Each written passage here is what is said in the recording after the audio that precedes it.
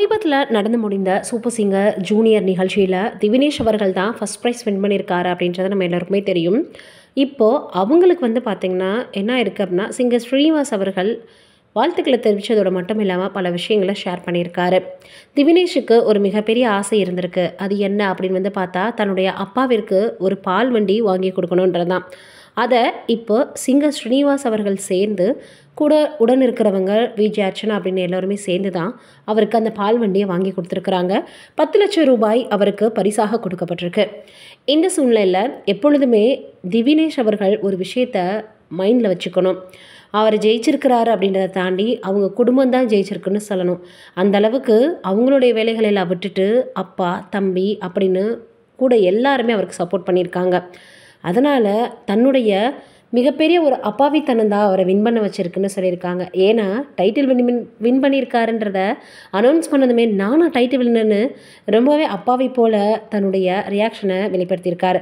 அதனால் எல்லோருமே இப்படி ஒரு கேரக்டரில் இருக்கிறனால தான் அவருக்கு இப்படி ஒரு வாய்ப்பு கிடைச்சிருக்குன்னு சொல்லியிருக்கிறாங்க. பழைய பாடல்களை தேர்ந்தெடுத்து அவர் பாடுவார் ரொம்பவே அருமையாக. அதுதான் மக்களிடையே அவருக்கு பார்த்திங்கன்னா ரொம்பவே ஒரு ஈர்ப்பை கொடுத்துருக்கு அப்படின்னு எல்லோருமே சொல்லி வந்துட்டுருக்காங்க. அதோடு மட்டும் இல்லாமல் நல்ல திறமை வாய்ந்த ஒரு நபரும் கூட. தொடர்ந்து இன்னும் மென்மேலும் அவர் வளரணும் அப்படின்னு இப்போ சிங்கர் ஸ்ரீனிவாஸ் அவர்கள் அவருக்கு வாழ்த்துக்களை தெரிவிச்சிருக்காங்க. நம்மளுடைய சார்பாகவும் மென்மேலும் அந்த குழந்தை வளரணும்னு வாழ்த்துக்களை தெரிவிச்சுக்கலாம். நீங்கள் என்ன நினைக்கிறீங்க இதை பற்றின்றதை மறக்காமல் கமெண்ட்டில் சொல்லுங்கள்.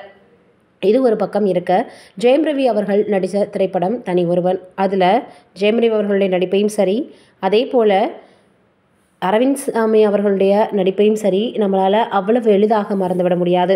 அந்தளவுக்கு இருவருமே பட்டையை கிளப்பியிருப்பாங்க. அதை மோகன்ராஜா அவர்கள் தான் இயக்கியிருந்தார் அப்படின்றது நம்ம எல்லாருக்குமே தெரியும். கல்பாத்தேஸ் அகோரம் அவர்கள் தான் அந்த படத்தை தயாரிச்சிருப்பாங்க. ஒரு விழாவில் இருவரையுமே சந்தித்த பத்திரிகையாளர்கள் எப்போ தனி ஒருவன் பார்ட் 2 வரப்போகுது அப்படின்னு கேட்டாங்களாம். அதற்கு மோகன்ராஜா சொல்லியிருக்காரு, நல்ல வேளை நாங்கள் 2 பேரும் இருக்கும்போது கேட்டிருக்கீங்க. அர்ச்சனா அவர்கள் அடிக்கடி சொல்லிகிட்டே இருப்பாங்க, நீங்கள் பண்ணதில் ரொம்ப பிடிச்ச படம் நல்ல படம் அது அப்படின்னு. எனக்குமே ஆசையாக தான் இருக்குது. அதே போல் நிச்சயமாக நீங்கள் இந்தளவுக்கு அந்த படத்து மேலே அன்பு வச்சுருக்கிறதுக்கு நன்றி. நான் நிச்சயமாக அந்த படத்தை எடுப்பேன். ஆனால் அதற்கான சூழ்நிலை இது கிடையாது. இன்னும் கொஞ்ச நாள் ஆகட்டும், வெயிட் பண்ணி பார்ப்போம் அப்படின்ற மாதிரி சொல்லியிருக்கிறாரா. அதனால் இப்போ தனி ஒருவன் பார்ட் 2 திரும்ப வரலாம் அப்படின்னு எல்லோராலையும் எதிர்பார்க்கப்பட்டு வந்துட்டுருக்கு. நீங்கள் என்ன நினைக்கிறீங்கன்றதை மறக்காமல் கமெண்ட்டில் சொல்லுங்கள்.